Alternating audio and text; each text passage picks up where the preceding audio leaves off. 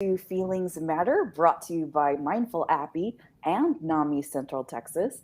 I'm Michelle Stinson Ross, I'm and joining us is my co host Tina Schweiger. and our very special guest. Karen Reynes. Hello, everyone. Hello, and welcome to season 2 of Mindful Appy. This season, we're going to talk a lot about workplace mental health and wellness, which is why we have our very special guest expert, Karen, joining us. I want to take a moment for those of you that may be new to the show to get to know us a little bit. Karen, I'm going to give it to you first to just give a brief introduction, and we'll follow that with a little bit of information from my co host, Tina. Excellent. Thank you so much. Well, I'm here on behalf of NAMI Central Texas. I am currently their Director of Workplace Programming and have been in that role for a really short time, actually, just a few months. But I was previously the Executive Director for the organization for almost 8 years and have a lot of passion around mental health. And a lot of that comes from, like many of us, our own personal experience, as well as I almost lost my own daughter to suicide more than 10 years ago now. And as you can imagine, for any mom, like that was a very transformative experience. That's how I got involved with NAMI, took their class, and just became real passionate about mental health and really wanting to transform that conversation, not only in our homes and in our schools, but also, I think importantly, workplaces. So I'm really excited to be here with you this season and to unpack some of this and talk about some of the ways in which our mental health is impacted at work and what we can be doing about that. Fantastic. Tina? I'm Tina Schweiger, and I am the co-founder of Mindful Appy. I have been a boss and a workplace leader for almost 20 years. I've had lots of employees. I've had lots of executive training and just working on things that help make the workplace better and our workplace environment a place where people can thrive and grow as professionals and humans, which is what I am passionate about. I'm about to finish a master's degree in industrial organizational psychology at Harvard's Extension School, and am just really loving Mindful Appy and working to make the workplace a place where everyone can feel safe expressing how they feel, really feeling like the feelings and the emotions that we cause in one another often is the underlying issue among all culture and engagement problems. So have chosen to focus our entire business around feelings and the mental health aspect of working. Fantastic. And I am Michelle Stinson Ross.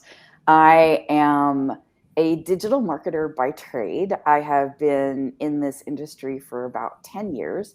I am also the mother to 3 adult LGBTQ members, and very different shades and variations in that community are represented by my 3 kids.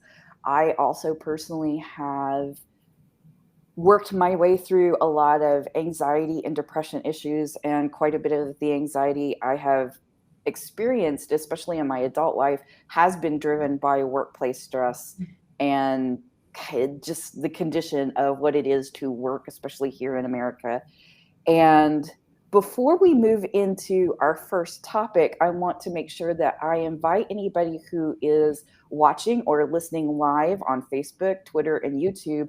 Please engage in the conversation. If you guys have questions for us, if you have comments on the topic, please make sure and use the live chat features and share your views as well as asking us questions. Now, without any further ado, this week we are discussing mental health myths in the workplace. And before we really dig into what are some of the specific myths, I wanted to open the floor to talking about what is the reality of workplace mental health and wellness. I know, Karen, that you supplied us with a lot of national level data. Do you want to start there maybe? Yeah, I thought some of the data that just came out of Mental Health America just released a study that was about called Mind the Workplace. They do one every year. And so I was sort of struck by some of the data around that of just how many folks, so 9 in 10 employees, like that's 90% of us reporting that workplace definitely affects their mental health. So to your point, and I think that's probably been heightened in the midst of the pandemic for lots of different reasons, right? But I thought it was also interesting in that, and this is the norm across the board, even beyond workplace, that of those employees that were responding to it, they said only 3 in 5 of employees were receiving adequate support from their supervisors to help manage that stress. So we know that there's a lot of stress, but there's not always a lot of support. I also think that there was a recent McKinsey report that also kind of pointed to that gap between what employers think they're providing and what employees think that they are receiving in terms of that support. There's a definite gap there. So we have to really work at addressing that gap so that we can meet in that middle place. Because the reality is that employers invest a great deal in their employees. And, we're seeing a lot of turnaround, right? We're seeing a lot of folks leaving jobs, which I thought was another interesting piece of that, talking about the burnout. And that compared to last in, I think 2018, 40% of employees said they spent a portion of their time looking for jobs. Compared to now, it's closer to 60%. And I don't know about you guys, but I know anecdotally, I've seen a lot of that of people shifting. And interestingly enough, there's some additional studies that have shown that when you ask people why are they leaving, mental health is usually one of the top 3 things that they mention. Either their mental health is being impacted or they feel like their mental health isn't being supported. So this is a huge issue that we've got to be talking about. And while I've raised a lot of data that's sort of like, a little scary there to see some of that data, right? I also think that there's good news in this. And I think the good news is that while I would have never wished the pandemic upon any of us, I do think that it has opened up many more conversations around mental health. I mean, I know because of the work that I'm doing, we're not currently at the place where we're doing a lot of promotion and marketing around our business because we're doing some branding and some things behind the scenes.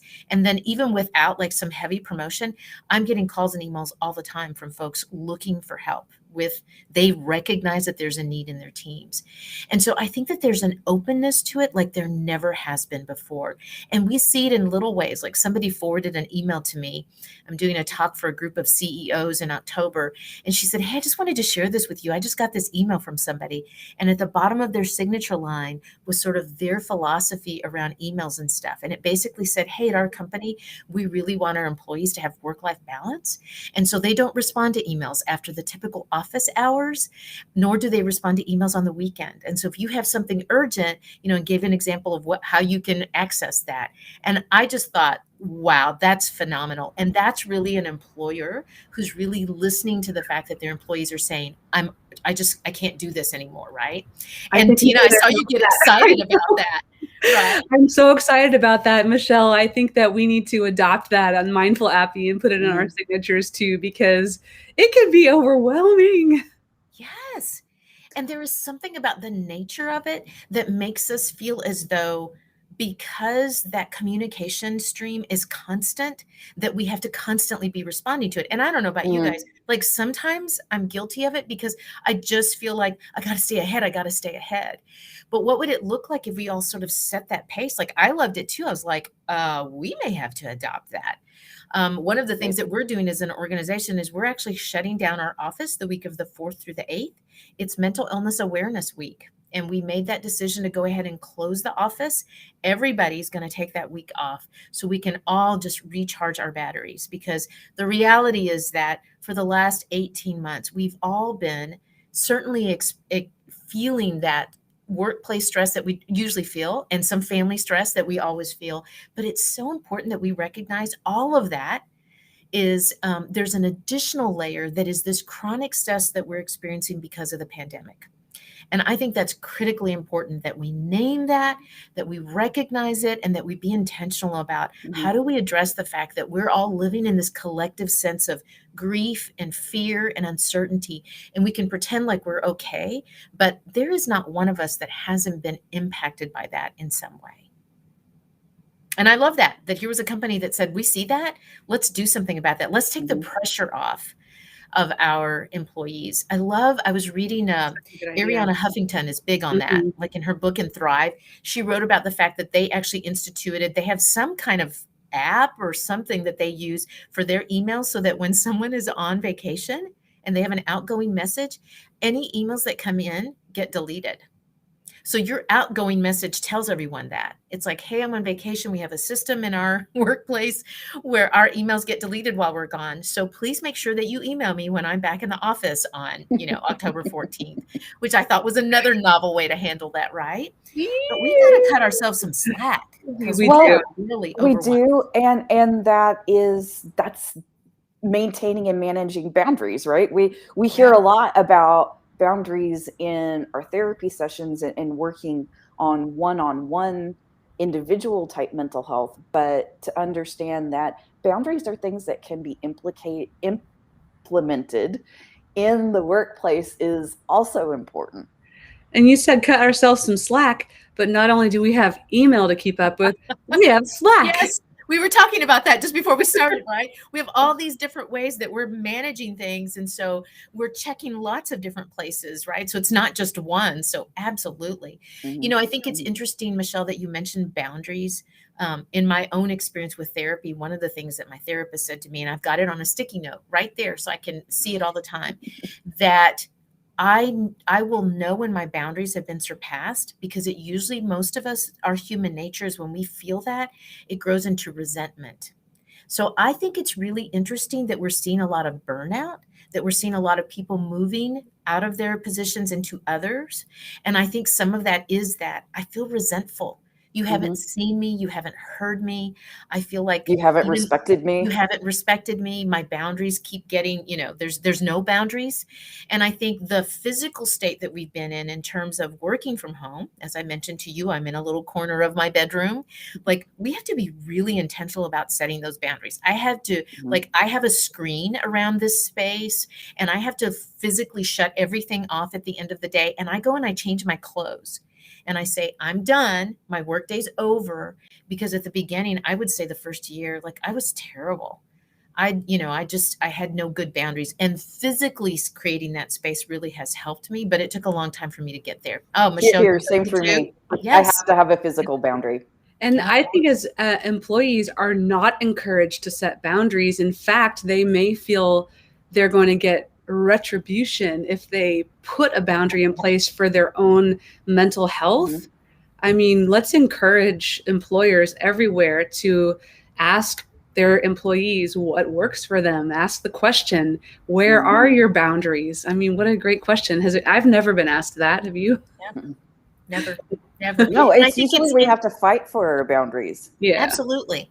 And I think it's interesting when we talk about the myths that there's, in a sense, a connection to that, because I think there's a tendency for us in our culture to think that because we talk about it in this way, we talk about physical health and then we talk about mental health as though they're very separate things and they don't impact each other, nor do they impact anything else.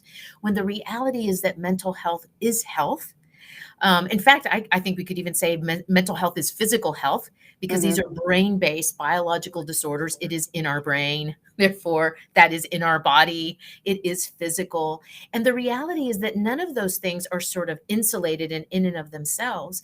Everything ripples out. Like our mental health impacts the way that we work, our relationships, the way we engage in the world. And likewise, all of those things impact our mental health, our work, our relationships. There's this ebb and flow. There's not this separation. But yet that's how we do it, right? We say that's mental health or even stress. I talk a lot about when I'm doing training with teams around stress to really understand that when we think about stress, we tend to think of it as something that's happening to us. It's my stress, so it's not impacting anyone else. And it's like, hey, just let me be clear on this. Stress doesn't impact just you. It has a ripple effect. And you may think that, oh, nobody's noticing, but we are noticing. And it's rippling out to our colleagues, to the people that we live with. And it ripples out into our daily experience in some way. So, and that's part of the reason why these conversations are really important. And for us to really be training employees how to recognize how to set good boundaries and what are some of the skills and tools they can use to manage their stress. But then likewise, we have to be training supervisors and managers to also understand the value of that in Right. honoring those boundaries and supporting folks in doing that. Like, what are the, it's so funny. We can tell people, hey, go on vacation, like take a break. But if we are texting and emailing them while they are on vacation, that's not, we're sending mixed messages, and folks know then what we're really saying is there is no vacation. You just got to keep working because we need you to work. Right. So Right. I think the training, the really moving toward helping, it has to happen at all levels, because everybody has to be on board with a whole way of navigating this. Like that company that I mentioned that has that in their signature line. Like, I'd love to check in with them and find out what are other policies, rituals, ways of being that they have implemented to address that. Because I would bet that's not the only thing that they're doing, because we're really talking about culture change. If we really want to make change, Right. it has to be a Right. culture change. It Yeah. has to be transformative. Right. You mentioned rituals, and that was my cue. I heard ritual, and I thought, oh, that is really part of their culture. Like that's a deep Mhm. embed. That's nice. Mhm. All right, so I kind of mixed up things a little bit. We had a list behind the scenes of which myths we actually want to talk about, and this is not myth number one. I'm taking these myths at random, but this, because Karen just mentioned, that line of demarcation between mental health and physical health. This one's the one I want to kind of start with first. So this is one of the pervasive myths that Karen has pointed out tends to play out in the workplace, that mental health isn't a health issue, it's a character flaw, it's a failing. So, Yep. Karen. Yeah, well, and I will tell you, when I meet with teams, a lot of times I'm doing some work around helping them create supportive environments. And I will ask them, like, tell me why you think it is that, what's the challenges around talking about mental health in the workplace? And you hear all sorts of things that resonate with this, which is that I won't be seen in the same way. I won't be trusted. People will see me as weak, all of that stuff. So we talk a lot about stigma, but I think it's really important that we talk about shame, because that is how Right. stigma manifests itself in us. We feel like there's something wrong with us in a way that we don't do about other health issues. I mean, if you have diabetes and everybody in the office knows about it, they're just like, okay, well, we can't hand Karen a slice of cake when we have, we need to make sure we have a sugar-free cake for her birthday or whatever it is. And nobody thinks twice about it. But the reality is that there's this shame in sensing that there is something wrong with me. And I think we really have to get to that place, like with all health conditions, that we begin to see it as the human condition that it is. We're just humans, and we are all living along this sort of spectrum of mental health, so we can be in this place of wellness, and then the next week something happens and we're not so well, right? And that's our human condition. And then there are times when we get to that place of we need more than just yoga or breathing or those things that usually help us, and we need medical intervention, therapeutic intervention, and there should be no shame in that. But there is. And that's part of what we have to really change, is that understanding that these are health issues, so that we treat them as such, so that we don't diminish them nor shame people when they are experiencing them. Because the reality is the numbers are high. Like 1 in 5 of us is going to experience a mental health condition in any given year. That's not just an American number, that's universal, it's global, because it's a human condition. And the reality is that a lot of folks are anticipating that we're going to see that number rise in the midst of the pandemic. Ken Duntworth, who is the medical director for NAMI at the national level, believes that we're going to be seeing numbers that are more like 2 in 5 of us impacted, because we're living under all that stress. And stress is a trigger where, when we're stressed, we're working from that fight or flight response. Our body's releasing all kinds of chemicals. It has all of these huge impacts on us. And therefore, it does impact our mental health as well, which is why I'm so glad we're having this conversation right now, because we need to be talking about this. I think about what would it look like if it was safe. I love to think about and imagine what that would be like. And for me, it would be that people have worked on and have developed enough self-awareness to know when they're suffering, and to feel safe to preface something, to say, hey guys, I know we're starting this meeting. Just so you're aware, my stress level is extremely high right now. So I'm going to maybe not participate as much as I might normally, or my behavior may be a little different than normal, or if it was me, I would that might be a healthy way to kind of give somebody a heads up that, like, hey, I'm just not 100% today. Yes. I'm giving myself a little grace, just so you're aware. That might give people a little bit of ability to feel compassion for you. So yeah, sometimes I'm not on my best. We'll be kind and gentle on you today. We won't put you in the hot seat. Right. Yeah. Well, and Tina and I do practically do this because I've had days where it's like I haven't slept well, or I may be traveling or whatever. And it's just me taking responsibility to set a realistic expectation about how this conversation, how this meeting is going to go. And I will raise my hand and say, you know what? This and this and this is going on, just so you know, so that, our goal with whatever comes next is reasonable. That although I might normally just like take the ball and run with it, I need a little bit of extra time. I need a little bit of extra space to accomplish what I know is going to come out of this discussion.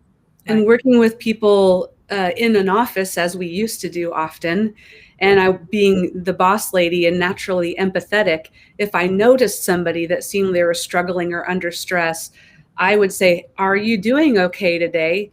Do you need maybe a break to go home? Do you need a break, in general, or is there anything I can do to support you? So as a leader, you can also help facilitate those open conversations by taking notice, and in a very respectful way. You don't have to say, wag your finger or call out a flaw, but just say, hey, just let me know if you need any extra support, or if you need a break, just let me know. It's a-okay, and really invite people to feel safe with that And boundary. that's huge, right? I mean, that's when we're really talking about that psychological safety and how important that is in the workplace, to have that kind of environment in which people feel like they can be open and honest, whether it's about their health or something that they don't agree with or whatever it is. And I think especially around mental health, going back to this Mental Health America study, I was sort of shocked. Like, one of the figures was that only 5% of the employees that they surveyed felt like their employers provided a safe environment for employees to talk about their mental health. 5%. And what you're pointing to is huge, because the reality is, so one of the things that I talk about with companies is the fact that, so many companies have EAPs, right? Employee assistance plans, and so employee assistance programs. But only about 20% of employees actually ever tap into that. And part of that is that I keep saying, like, you can have some great resources available to people and you can make them aware of it. But if you haven't created a psychologically safe environment for them to feel like they can reach out and access that, then they won't. And so part of it is sort of what you mentioned, is creating that space. And I love what you said, which is that ability to recognize it. I do think so. That's one of the challenges we've had now that we're in this virtual space. We're only seeing each other in meetings. It's got to be really intentional. We're not walking up and down the hall. We're not seeing people sort of slump down a little bit more because they might show up differently in meetings, right? So there's been less opportunities, but regardless, that ability to recognize and to see, I often tell people, I can give you a list of signs that you might see in someone, but I'm going to challenge you to trust your gut. Because Tina, you and Michelle work together and you know her. Chances are all she has to do is pop up on the screen and you can sort of tell maybe if it's not been a great day. And you might say, Michelle, how you doing? And then you might say, no, really. I do that a lot with the folks I work with, because we live in a culture where somebody says, how are you? And we go, I'm good. I'm good. Everything's fine. And so many times it requires me to say, no, how are you really? Like, Michelle always gives me a heads up in advance. But that's awesome, right? Because you've created a psychologically safe environment in which she knows that you recognize the value of her stopping to take a break. Because the reality, Michelle, is that when we stop and take a break, it's like all things. We're just going to feel better, more refreshed and ready then when we get back to it. But we've all done it. We've all pushed through and pushed through and pushed through when we've been exhausted, overwhelmed, completely stressed out. And I don't know about you, but I'm not my best version of myself when I'm that way. No. So I can get things done, but they're not my best performance. I'm grumpy and grouchy and ugly. And I just, I'm it's not the same level of passion and engagement with the work. And the reality is, when I sleep and I've eaten and I've done things to take care of myself, I'm just that better version of myself. So creating that space for Michelle, being able to say, I really like, I need to stop and take a little bit of a break, and then I'm going to circle back to it. And knowing that you're going to be okay with that is incredibly important. And then I think the other thing to recognize about that, Tina, is that there's something powerful about being able to name those feelings. Like, I know, right? Like, I'm Yeah. speaking to the choir, I'm preaching to the choir, right? Because when we have those things inside of us, they become toxic and they heighten the shame.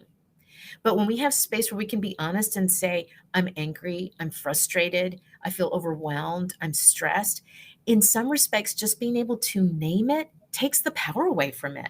It like Mm-hmm. it diminishes the power that it has over us. Being able to name it, and then for Michelle to being able to say that, and then for you to say, no worries, like, go take care of yourself. I fully support that. It's like, guess what? Her need for that rest and that time away is lessened by knowing that you're supporting her in that. Oh, So powerful stuff. But most Well, workplaces and don't do it. I will also say that that has been the key to diffusing my stress-driven anxiety. So Mhm. being able to just say that, hey, this is where I'm at and I just need a moment, means that rather than getting into the anxiety cycle where it just keeps amping higher and higher and higher and I become less and less functional, I can just stop right there, deal with it, take a breather and move on. And what I find really interesting is, in the course of my career in other workplaces that I've been in, that culture of go, go, go, go, go, you need to keep doing, you need to keep doing, you need to keep doing, actually is what was driving the anxiety higher and higher and higher. Sure. Because now I'm getting this communication, well, I'm sorry, but we need you to keep doing this thing that you're doing, and go do that on your own time. Mhm. And I'm sorry, but my anxiety does not show up on my own time. hilarious. Yeah, yeah, absolutely. So what are some of the other myths? I can't, What do you have them myths? in front of you? I'm trying to So think of what are some of the I'm other pulling things. up another one. So let's go back to probably one of the most common myths Yeah. out there is that mental health isn't, people that have anxiety or depression or bipolar disorder or any number of, it's not that common. More importantly, saying to yourself that I'm the only one, everybody else is fine. I Yep. need to just I need to keep myself in check because everybody else seems to be fine. It must be just me. So toxic. Can you unpack this one for us a little Yeah, bit? well, and I mentioned the numbers to you earlier, right, in terms of how many are actually impacted. And I think it's also important to recognize in the workplace that sometimes it's not just the individual. I mentioned to you that I got involved with NAMI because of my daughter. So the reality is, sometimes if it's not you yourself, it's probably someone in your family. Like, these are really common. And again, they have been exacerbated by the pandemic. So it's not surprising that it may not just be you that's being impacted, it could be someone in your family. And I don't know about you guys, but like, if something's impacting someone in my life that I love and care about, like, it impacts me. Mm-hmm. And so yes, so super common. And I think the really sad part about it is that when we look at some of the data around how often people are accessing the help that they need among adults, less than 60% of adults are accessing the help that they need that could help them feel better and be better. And that's that shame again. Mm-hmm. And sort of connected to one of the other myths that we talked about how people that have mental illness can't work. If you have a I mean, obviously that's not true. Look at you, right? Look at my daughter. I mean, look at the realities. I often tell people, like, if you just do the math, we would have a lot of empty offices, a lot of empty school rooms and doctors' offices, and all of those places, because people that live with mental health conditions, not only do they work, but they're hugely successful and thrive in our community, especially when they're accessing the help that they need, the treatment that they may need, and especially when they're in a supportive environment, both at work and at home. And so I think it's critically important that we recognize that, yeah, you're not the only one. We only feel that way because we don't talk about mental health enough. Mm-hmm. But I will tell you that it's inevitable. I don't know, Michelle, if you've ever had that experience of, once you start talking about it, like, the hands all go up. It's like, oh yeah, me too. Like anxiety, for instance, one of the most common mental health conditions is anxiety. Like Mhm. so many people live with anxiety. Yeah. Yep. And yep, right? And the great thing about anxiety is it's very manageable and treatable, and like and sometimes really it's about learning great coping skills and techniques to help recognizing when you need to take a break. Like all of those things play a part in that. And so when people know those things and can practice them and have the support they need, like we can function so well. But again, I think it's really important to start telling our stories. And I think one of the things that can happen in workplaces that I've seen that has been so powerful is leadership being really honest and sharing their own stories. Like if you want to transform the culture in a workplace, have someone in a lead position talk about their own mental health issues or within their families, and really allow for that kind of vulnerability that's, again, a psychologically safe and not manipulative Mhm. of sharing, that makes it clear that it's like, I totally get it. Like I've been there. I know what that's like. Wow. It's powerful because it That sends a sounds very like clear message that they get it, right? that sounds like a lot of conversations that Tina and I have actually had with one another. The Yeah. reason why I feel in a good place to go, okay, hang on, I need a moment, is because Tina and I have talked about this quite a bit. Yeah. Absolutely. Yep. Yep. Yep. Very common. Suffered from it since I was a teen. Since as soon as I got into hormones, Yep. that's my cycle. That's that Yep. hormonal cycle, and it goes Yep.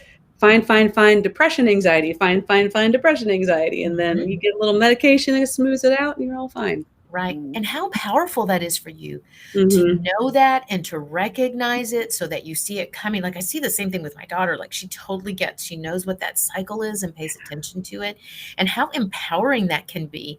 Because Yeah. I think sometimes those of us that live with mental health conditions feel as though like that's who I am, and that's again that shame piece, or that it has control over me. And wow, it completely shifts everything when people have a better understanding of their mental health, Yeah. any health issue. Like Mhm. if you Mhm. have diabetes, it's the same thing. It can feel like it runs your life, but when you take control and you say, I know how to count carbohydrates, I know how to check my blood, I know what I need, it's so much more empowering than when we're able to do that. And I think one of the things that you mentioned that I want to make sure I mention this, because especially for those of you who have kiddos in particular, like 50% of lifetime mental health conditions show their signs by age 14. Mm-hmm. And so you mentioned that, like that thing about being a teen, and there's hormones and there's all this other stuff going on. And so it's no big surprise then, because there's all these triggers for the onset of those symptoms and recognizing them. And I've watched my own daughters who all have anxiety at different levels. And I know that with the oldest one, like we didn't recognize it that at that point. But then with the youngest one, like that power of being able to name that. And now I see it with them. Like they were able to say, my daughter's starting a new job this week. And she was a little on edge yesterday, and she sort of snapped at me, which is not like her at all. And she came back after a while and she said, I'm sorry. She said, I'm just anxious. And it's like, of course you are. You're starting a new job tomorrow. Like, how completely normal for you to feel that. But how empowering to name it. So I Yeah. think for those of you that have kids in your life, the ability to be able to share with them, like, hey, you know what? I've had anxiety my whole life. It's genetic, like it's altogether possible. You might have this experience yourself. No big deal. Like, there are ways to cope with it. All of that can be so empowering. And I think that also points to something else, which you just pulled up this next myth, Mhm. right? About I'm never going to feel better. I feel like with my own daughter, that was one of the things that got her to that place of crisis where she ended up. Because in her mind, and I think this can resonate for those of us who are perfectionists and overworking and all those, right? Super focused on performing, is she really was this high performing, high academic person, and kept thinking, if I just keep working and doing all the right things, I will be okay.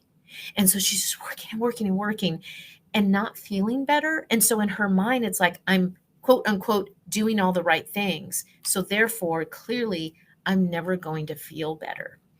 And so I think it's so important to recognize that mental health issues are commonly treatable just like all other health issues. Like the success rate of treatment is really high. The key to all of this is really accessing what we need early on. And so many of us wait and wait and wait. Like, get this, the onset of symptoms to actual treatment, typical lapse in years is 8 to 10 years. 8 to 10 years that most people wait before they get the help that they need, if they do. I mean, some people never get the help that they need. So I think it's critically important that we recognize that, get help early, recognize that what treatment and recovery looks like is different for everybody. You know, maybe it's medication for some of us, and that's okay. Like some people need insulin to manage their diabetes, and some people do it with exercise and eating alone. And everyone's different. So what that looks like is completely different. I see that with my own daughters, who the youngest one like manages everything really well with exercise, good eating, lots of good coping skills like breathing and all of meditation and all of those things. And then I have other kids who also take medication, right? So I think recognizing that what that can look like is very different for each person because we're all different, but that there is definitely treatment that's available. There is hope. You can and will feel better. Sometimes it takes a while to get to that place. And I also think it's recognizing that, and it doesn't mean that you're never going to have those feelings again. To your point, Tina, you shared your own experience of kind of going through that cycle. Like that happens for a lot of folks too, where especially if you live with chronic conditions, it may mean that there are times when you feel really great. And then there are other times where sometimes something triggers the onset of symptoms. I know for my daughter, she knows when she goes several days without sleeping well, that will definitely, it will trigger the onset of symptoms for her. But knowing what those things are, And right? food, like mine is Food. triggered by gluten. Like I'll go into a panic attack, 24 hours or 30 hours of depression and anxiety, even on my medication, if I have gluten Wow. a little bit. Wow. Can be powerful, that mind and body. I mean, to your earlier point, it's intertwined in our gut with our serotonin, like our mental health is serotonin, like it's all throughout, like our whole gut and everywhere. Yep. It's just, it's in a different way that we identify with it when it deals with your emotions, because we don't seem to think that our emotions are biological or that they are part of our health. Yeah. It's just like that there's some other thing that we're making up in our head, but they're actually chemistry that goes through your head and that causes your brain, and causes everything to cascade and feel and react a certain way. We do this thing called lizard brain, because we do have some anxiety and some frustrations that show up, and we say, I'm in my lizard brain. So we just label it so that it isn't, so we don't self-identify with it. And then that door is not open as much to feel shame about it if you don't self-identify as like, Yeah, I love that. How powerful, right? To be able to know and recognize what that is and what you can do about it, and being able to name it, right? Isn't that empowering? When my son was 2 and I was really angry, he looked at me and said, Mommy, are you in your lizard brain? I was like, I am. I was, and now I'm really happy because you're 2 and you recognize that. So very good. Right. And how powerful then for your relationship as well, for him then, even at such a young age, to recognize it's not him, that it really is you. And to be able then to extend, even at a young age, that empathy and compassion to you. Because I think that's the other thing, is that I think because mental health manifests itself as thoughts and feelings and actions, that it does sometimes impact our personhood, which that's part of the reason why we think it's personal failure, character flaws, right? Because it really does impact our personhood. So sometimes when I'm feeling that way, I'm not myself, right? And how wonderful it is for your support system and the people that know you and love you to recognize that and be able to name, that's not Tina, that's her anxiety. That's the lizard brain in her that's working. I mean, how powerful it is, that reptilian brain, right? And I think you also named something that's critically important, which is understanding that as much science that has been done, there is still so much that we don't know about the brain. It is so incredibly complex. And that's why sometimes there are some challenges. Like, I want to be clear, like there are challenges sometimes in treatment, because sometimes it's difficult. Like, you're oftentimes trying different things to figure out what's going to work. It sometimes takes a while. I can remember with my oldest daughter, like it was like 9 months before she finally got the relief that she had been looking for, because it took a while to figure out. And she'd also been in crisis. So literally her brain was just completely in a disarray, and it took a while to get to that place. But the brain is complex. There's a lot that we don't know. And so it's incredibly important for us to recognize that we're all really doing the best that we can because there's Mm-hmm. still so much we don't know. I often say that I think 20, 25 years from now, we'll look back to this time and think we were so barbaric in the way we treated brain health issues, because we just didn't know. Mm-hmm. We don't know for sure when someone has bipolar disorder because there are no good diagnostic tools. Like we're using still, the DSM-5 and asking questions to try to make, diagnosis, right? Imagine if we had to do the same thing with something like diabetes and didn't have blood tests and other things that said, oh, yes, this is definitely diabetes. Mm-hmm. And so we have to be kind and gentle with ourselves and each other in recognizing that. Right. Well, and this goes to our last myth that we want to cover about people with mental health issues can't work, because obviously there's a lot of people with mental health issues that do work. There are times when, left unchecked, they might temporarily be unable to work. But I Yes. want to point out here that culture, communication, empathy are really important to how successful somebody manages both work and mental health. And that's one thing I really want to dive into as we begin to close up the conversation for this week, is remembering that it's important that leadership, managers, whoever, that there's something going on to help individual people at work manage and be successful. And that comes down to empathy. Yeah, empathy. And I think that that's so important. Like almost everything that I do in the trainings that I'm doing in workplaces, really, I raise that issue of empathy and how important that is. Because empathy isn't about you having to have had that same experience. It's just your ability to be able to connect with that experience and understand what someone may be going through. And I would also say, Michelle, that the other thing that's really important in this is education. Like one of the things we always say at NAMI is you can't know what no one's ever told you. And so I think the reality, yes, right? We have managers and trainers and folks that are supervisors that they are well intentioned and they're trying to do their job. They're trying to, be the best boss that they can be, and they may not understand how Yeah. mental health works, how challenging it can be. How do you have that conversation? What are the things that you should say or do? Yesterday I was training a whole team on empathy. Like we can think, oh, we all know what that is and knows how to do that. The thing that we spent the most time talking about that is so key to empathy was active listening. And I was really surprised because this group of people I was with were all communicators. And I thought, they know this stuff. Like, I feel like they're going to be like, oh, ho hum, we know this. We're communicators. Guess what? That was the thing that some of them were like jotting down notes and were like, oh man, I have a hard time with that. And so, again, we're just human. And so we also sometimes have to be trained in these things to understand mental health, but to understand how to express empathy in the workplace. The other post-it note that I have up here on my bulletin board is about this understanding that empathy can coexist with accountability. Because I think a lot of times for supervisors and managers, they feel like, well, I can't be empathetic because that means people are going to get away with stuff and they're not going to be working.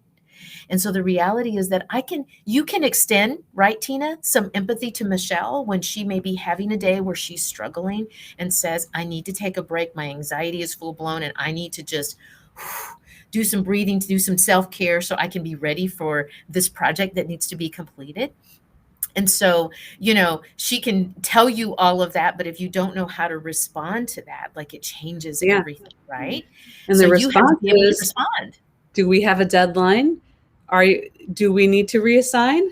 Do we need to How adjust? can I help you with that? Let's adjust. Like things Yes. often people tend to get it's the commitment and consistency, theory of psychology, where if I've said something and I've made that commitment verbally, well, then we have to follow through with that. And sometimes we end up making these really artificial deadlines that are really based on nothing that really impacts anything. But because we've articulated them, our sense of commitment and consistency wants to follow through with that. A little flexibility is when you can have the empathy and you see that maybe a deadline is in danger or you do need to readjust something. Check yourself on that commitment and consistency. Really ask yourself, is this deadline critical? what really is critical, what really matters, and have an open discussion around that so that you can make adjustments for people who may be suffering. And that is a really great way. I welcome people with mental health issues, and I've always been willing and happy to work with them. It is sometimes you do have to be a little bit of a reed in the stream and adjust and be a little fluid.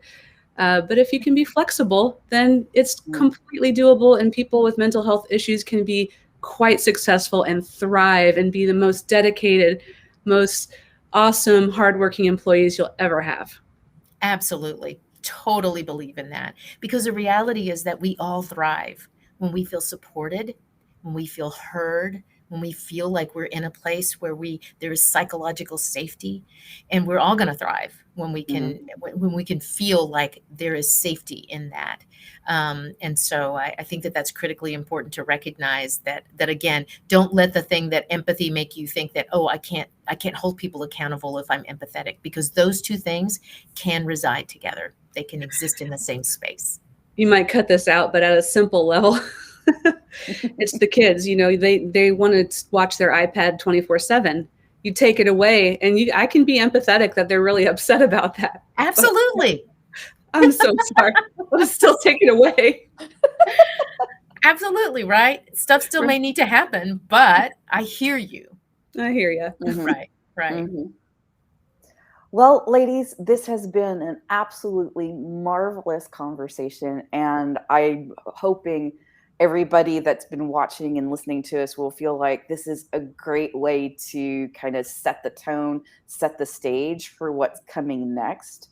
By all means, make sure that you subscribe, follow, like, whatever channel you're watching this on, and join us again next week for even more conversations about mental health in the workplace. Is voting closed for South by Southwest, or yes, the panel? Is. Okay. Yes, it is. Okay, I was going to do a call to action to vote for us. Yeah. I'm not even sure, because I'm sitting here thinking this is such great practice, but did we get in? I don't know. And South by Southwest doesn't give us any clue as to when they'll tell us, are we in? Are we not? Oh, okay. Yeah. I just have to wait. It was, they had thousands. I'm sure. So it takes them a long time to get through all of that. Well, we'll see. Right. Well, thank you guys for tuning in. Thank you. Thank you. And like I said, join us again next week. Okay. See you next week. Bye.